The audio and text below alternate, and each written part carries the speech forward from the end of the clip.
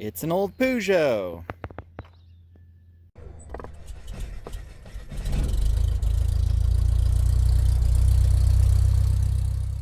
Hey everyone, and welcome to Carrie's Garage. And on this episode we're going to take a look at an old Peugeot. This will be the first episode that I actually take a review on somebody else's car. This car's a good friend of mine who owns it.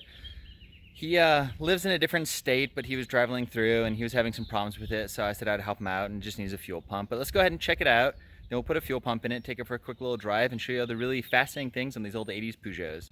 And this is a 1987 Peugeot 505 GLS. This particular car is a fairly low-trimmed car with some of its options, but it's still pretty neat, and honestly, really anymore these days, these old Peugeots are getting really hard to find. On these later 505s, they started putting the engine size, or what was in it on the fender right there. We'll take a look at the engine here in a couple of minutes. Overall, it's a really solid rust-free car.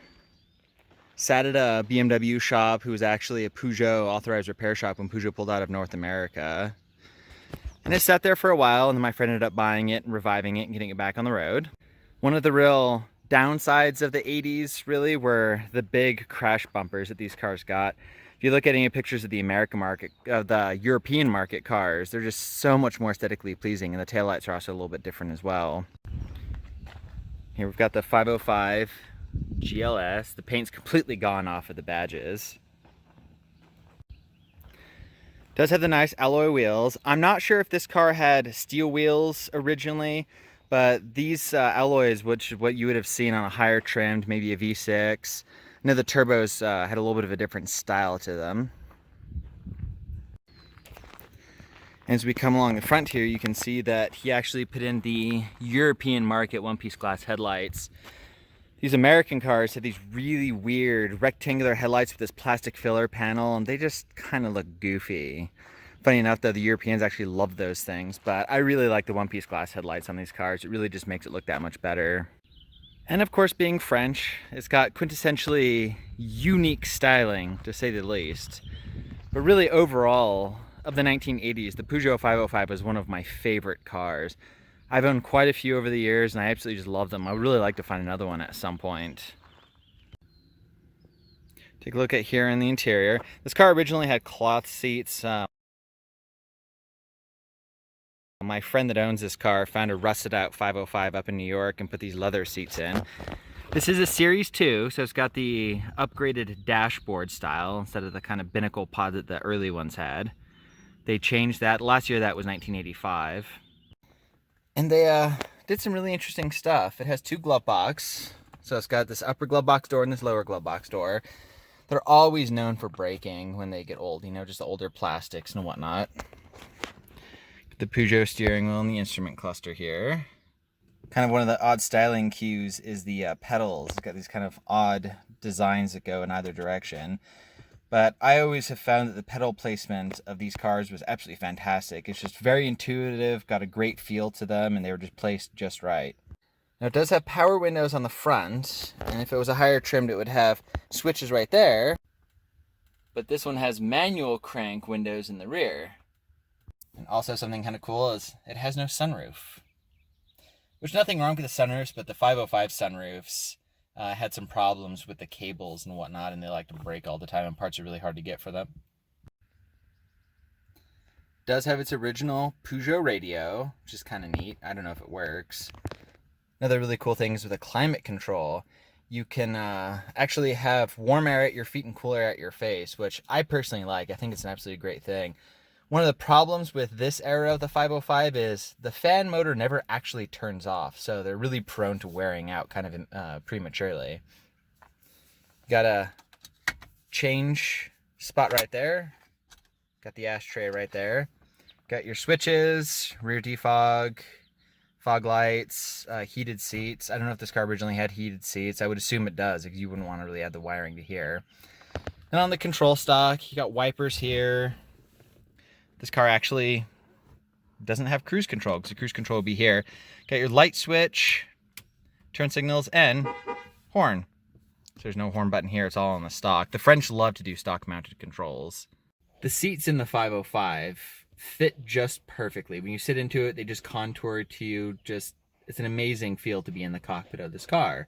Driving it, the suspension setup, it's a car that you don't push super hard, but you can drive it fairly hard in the corners. Is absolutely amazing. It's a very predictable chassis, which is one of the many other reasons why I absolutely just love these cars.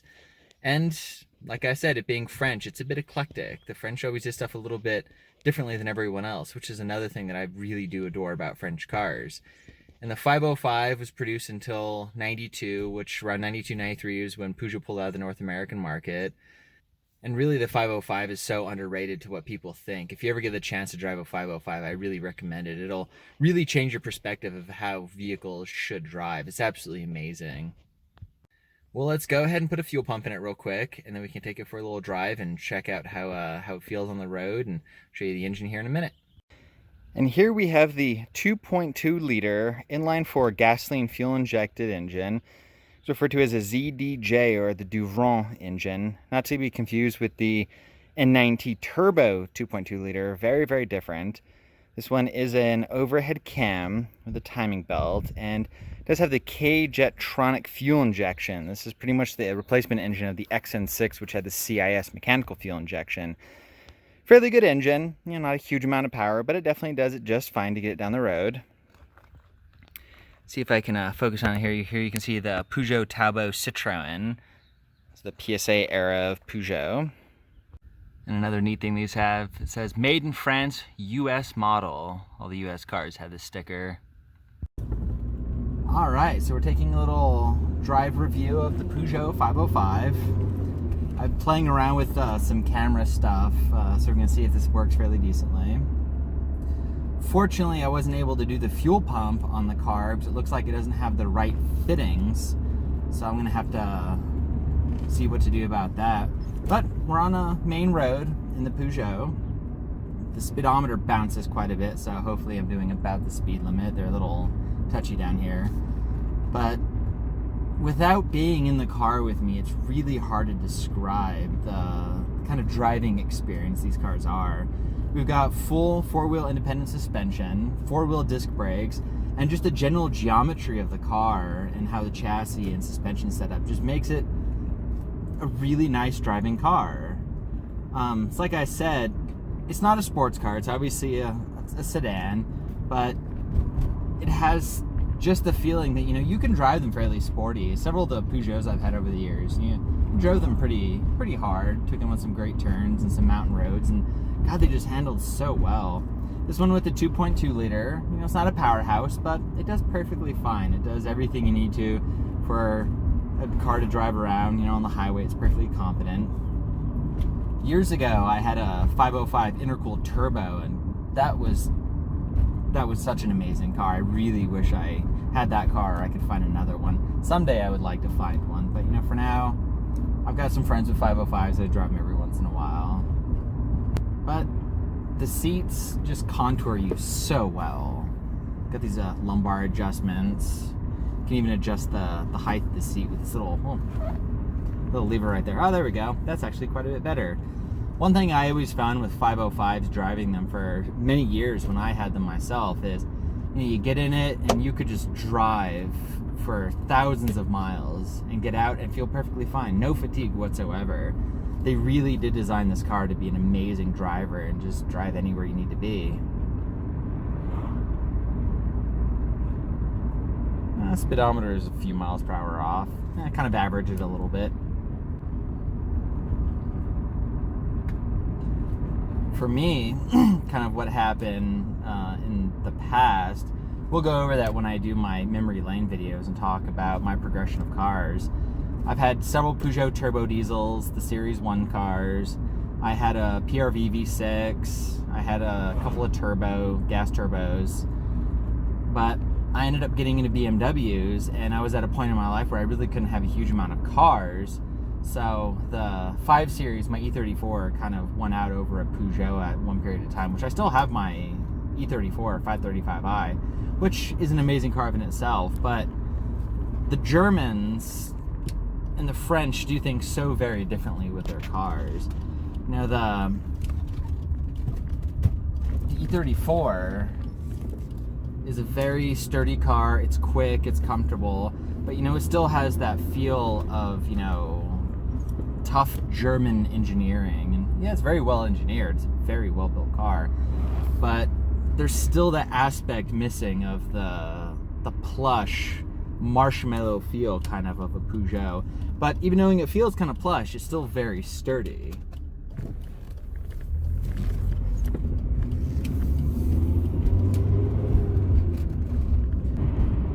Man, I miss having a Peugeot. I really need to get another one. Only problem is these cars are so hard to find anymore. Every once in a while they pop up, but I just haven't been able to find the one I want. You know, a few have come up over the years, but I would really like to get a late 80s turbo diesel out of Europe with a manual, which the Peugeot diesel stopped being imported in, I believe it was 85 in the North American market, which I'm not sure if we ever got the XD3, which was the 2.5 liter turbo diesel. In Europe, you could get the 2.5 liter with an intercooled turbo diesel. Fantastic setup. I really love the Peugeot diesels. My 82 turbo diesel 5-speed was such a wonderful car. I drove that thing for many years. Really, really loved it. Curious. Oh, radio still works. That's cool. My friend that owns this car, he's kind of particular about originality, so he likes things to be as it left the factory. So having the original Peugeot radio is really neat. The other thing overall about these cars that I love is just the ergonomics of the interior. The dashboard is just placed so well. All the controls are within reach, and for the most part they make a fair amount of sense. You know, some of the labeling on French cars are a little odd, but the French cars are very eclectic. They've always been that way. And you know, just it feels like a really nice cockpit to be in. Well, that'll wrap it up for the video on the Peugeot. Unfortunately, we were not able to do the fuel pump today. The fittings were incorrect on the new pump, so I'll have to sort that out. But we were able to check it out and take it for a little drive. Really appreciate everyone watching. Don't forget to like, share, subscribe, and I'll see you guys next time.